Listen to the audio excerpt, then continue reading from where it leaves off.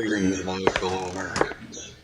This is President Richard Ricky Dick Nixon, here today reading Emancipation, Fornication, by one of the greatest red, white, and blue authors, SalmonellaKing. This is a reading of a story called Emancipation v. Fornication by SalmonellaKing. It is apparently a Homestuck story, with a romance between Dave and Dirk, brothers, I believe. Here we go.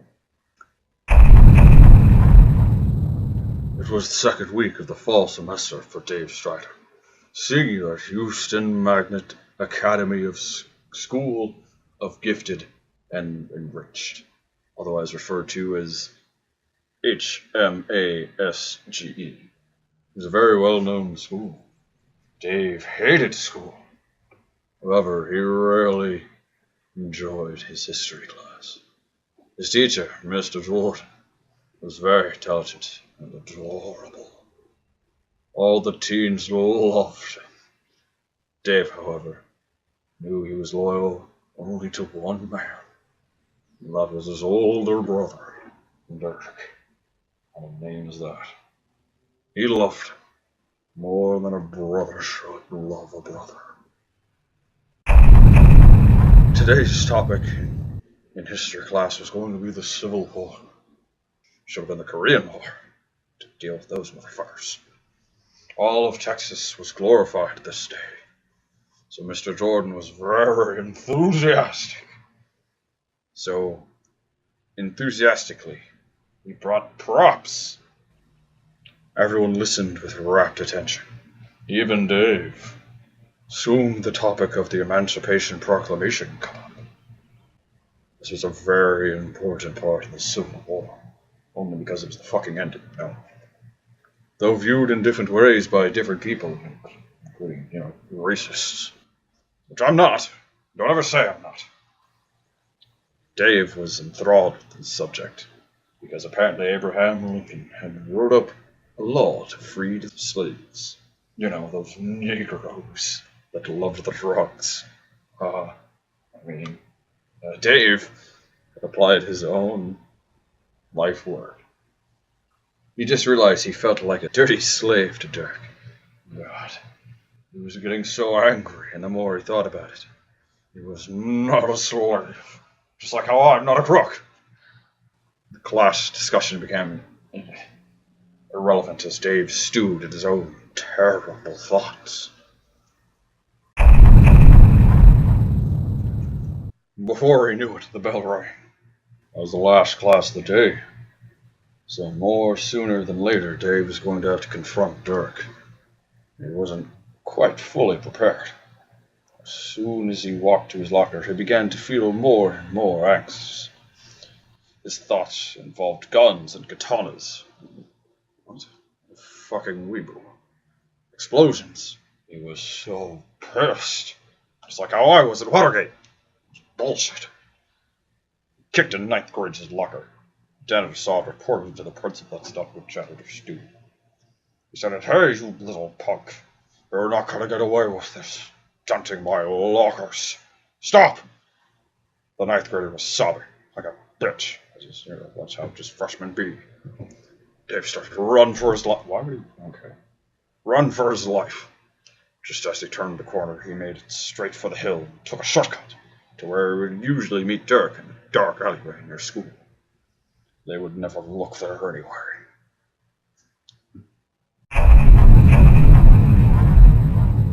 That's just how niggas be. Dirk was in his truck, reading a very Republican paper. That's my boy! This guy doesn't seem so bad. He never told Dave he was actually a very strict... What?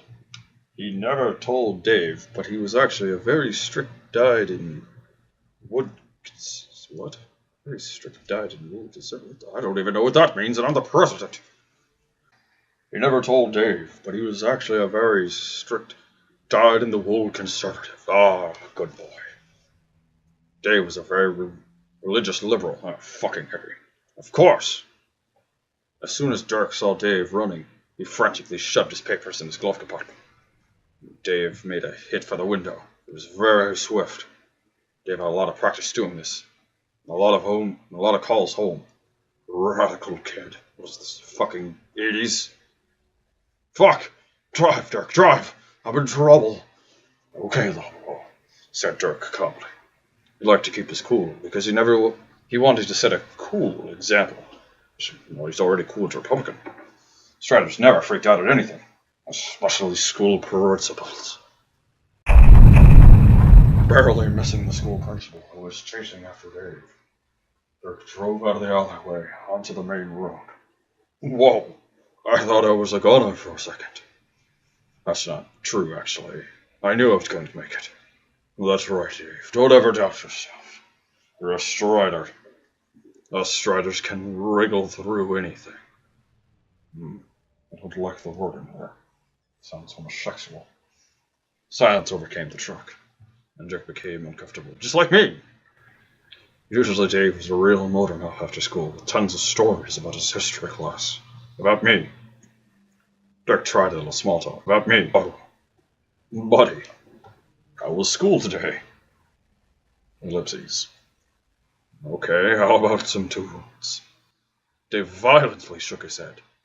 He liked the silence. He was mad. Dirk hated silence. No music? You're gonna tell me what's going on in that little head of yours? Dave shrugged. But was he going to hold it off as long as he could? But he couldn't. We learned about the Emancipation Proclamation today. Dirk knew something had developed Dave's mind over Dirk and the Emancipation. I remembered learning about this in school himself. I could tell where he was going with this. Slavery, huh? He stopped the truck and pulled over. I think I know what's going on. You do? Said Dave, a little more lightly. Yeah, we're discovering how black people came into our town. He's got the right idea. Dave angrily slammed his fist at the car, honking. What? Thought it was a truck. No, what? What are you talking about? I thought you loved the black people. I do, Dave, there's something you should know. Grandpa rubbed off. Wait, what? Hold on. What does that say? Grandpa rubbed off on me. Oh, okay, a little bit when I was a little boy. He touched me in a way that changed my point of view forever. I don't like where this is going. The naked truth. Dave, I'm an arch conservative. That's my boy! Dave was horrified. He smiggishly backed up against the passenger door. Dirk, I don't know what to say. I just don't. Everything I knew about you. What happened? Dirk shamefully looked down. He had nothing to say that could rectify himself. So Dave left the truck. They didn't talk for over a year. How the fuck is that possible? How do you live in a house together for a year and not talk to one another? Oh, shit! Day by day, the Strider's house was very tenuous and quiet. Masturbation time wasn't at all the same. And that's sacred. We can't break that. Breakfast was at separate intervals. And tape was strung across the bedroom. They had shared one after their first sexual incident. There would be some days it'd get a bit long. Wait, hold on. Are these homosexuals? I don't like this. But ultimately it didn't last. Because Striders are notoriously known for being stubborn. And cool. Perhaps a little too cool for their own good. One day, Dave was horny and hungry. Well, I've been there. He had been craving something special to suffice his combination of emotions. A hot dog. Wait a minute, the kissing jar. I thought this wasn't a gay story. Why am I reading this? Fine, I'll keep going. That year was hard for him to eat hot dogs. They reminded him too much of his brother. But he loved hot dogs. So, today would indeed be the day for a food splurge. He was going to eat 3 massive wet hot dogs, and not care! He cautiously put the frozen things in the microwave, in fear that they would explode. They did not defrost properly. Why is he not grilling them like a real American? He really didn't cook. Oh, that's why. Pansy. Always the case. I thought they could cook, but apparently not. This time, he had to. And he was going to. After 2 minutes, the microwave beeped. Do I know what a microwave is? What the fuck is it? Oh, excuse me. It's all that American beer. And Dave took the hot dogs out. He placed them on a cheap paper plate. First he walked out of the room for a second. When he came back to find one was gone. He ran straight for the plate. Who the fuck ate my hot dog? There were 3. God damn it!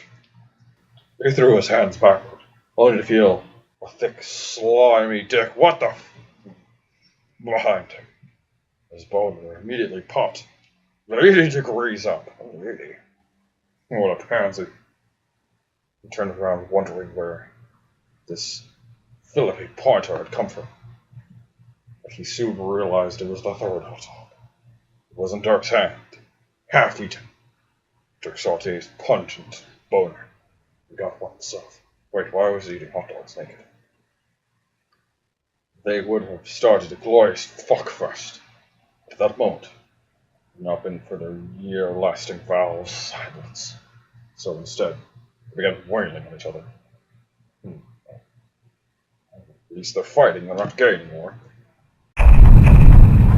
Dirk was the first to land a hit on Dave's face. Some violence! With a dribbly, slimed palm of his hand, Dave replied with a serious punch to the groin. Dirty! I mean, dirty in, like, the bad way of fighting, not the sexual way. Stop that. And then Dirk fell down in shearing agony. Boner to hit the...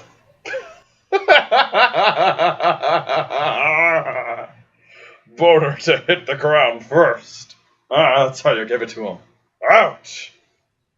Humanely, Dave felt bad for a second. But that didn't last too long. As Dirk kicked Dave in the shin. Dave, too, fell over and landed on his buttocks. He squabbled defenselessly on the floor in pain. This was slightly reminiscent. The time in years past, and they were happier. But they did not want to be happy. Not now. No way. It was too intense. Like the Cold War that would take place under Kennedy before he got shot in the face. Actually, he got shot in the back of the head. Dave took a ceramic plate and smashed it on Dirk's head. Dirk started to bleed profusely, just like Kennedy. His dick hurt.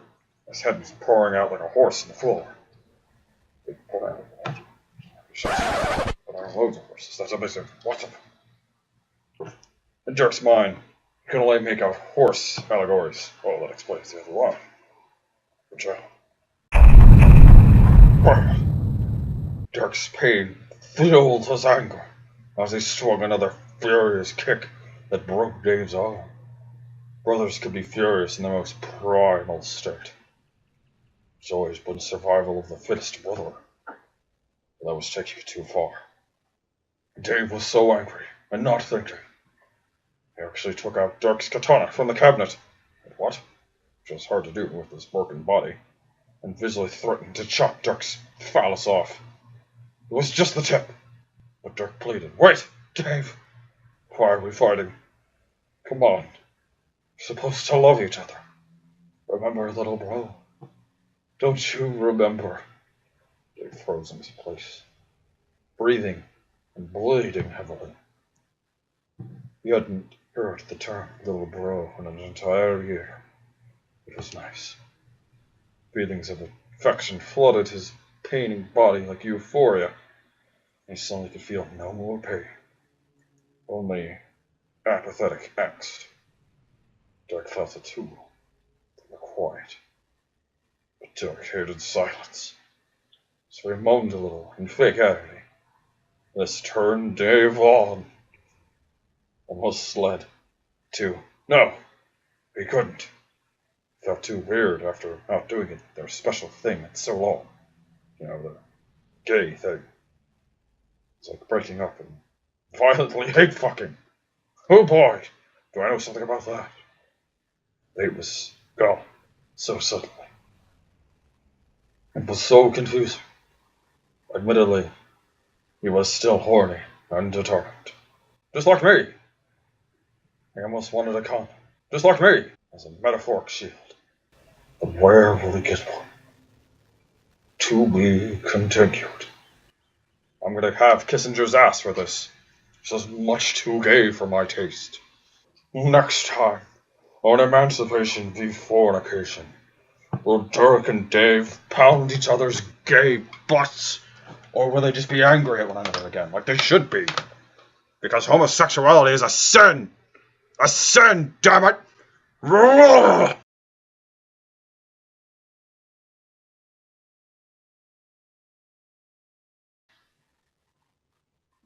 Still, I just want to go on the record now, I don't like saying Negro. It makes me mad uncomfortable. It's really weird. Still, I just want to go on the record now, I like saying Negro. It makes me mad uncomfortable.